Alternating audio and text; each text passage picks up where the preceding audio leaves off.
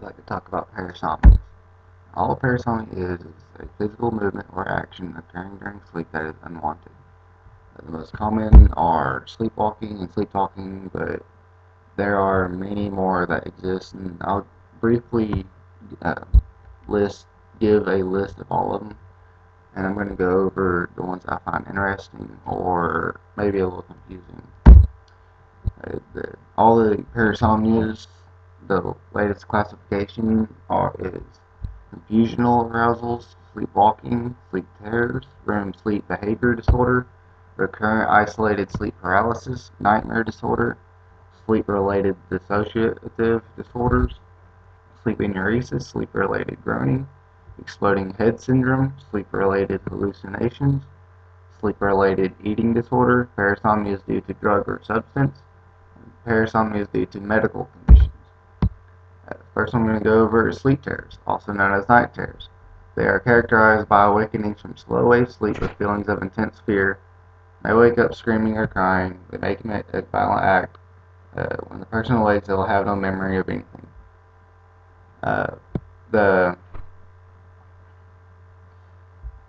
it's There's been examples of people that have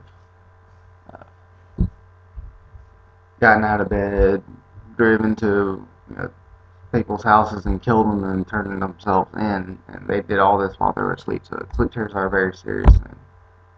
The next thing is sleepwalking. It's characterized by certain behaviors during slow-wave sleep, such as sitting up in bed, walking, or jumping up and running from the bed. It can be as simple as just sitting up in bed, or they can be walking around the house doing chores or whatever. Uh, they can even commit suicide. People have jumped off of balconies, jumped out of windows, shot themselves. It can be very dangerous. And can also include people performing sexual acts, and the person, when they wake up, they won't remember a single thing that they've done.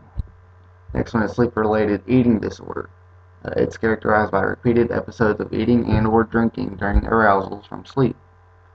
The most common type of food is junk food, and this is because it is the easiest to obtain, and they typically don't eat it, and they don't have to prepare anything. But some people actually try to prepare and cook for themselves, and they'll cook full meals, and because they're doing this in their sleep, they may injure themselves, or worse, they may start a fire. The most common side effect of this is weight gain. A lot of people experience massive weight gain because of it, because they're eating all of these calories, and it's in their sleep, so they're not burning it off. This one, I found the title was kind of interesting. It's exploding head syndrome.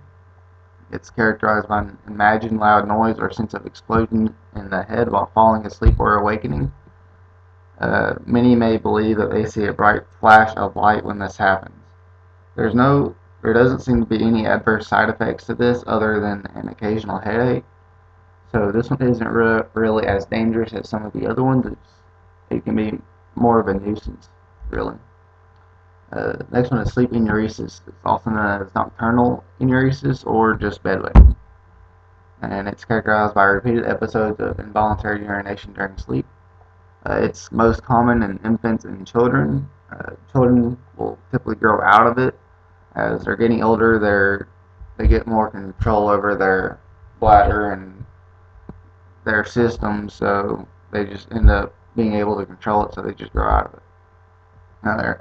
I went over all of the classifications of parasomnias at the beginning, and these are just ones I thought were interesting or maybe sounded a little confusing. Some can just be annoyance, while others can be fatal for the person with it or the person around the person with it. That's it.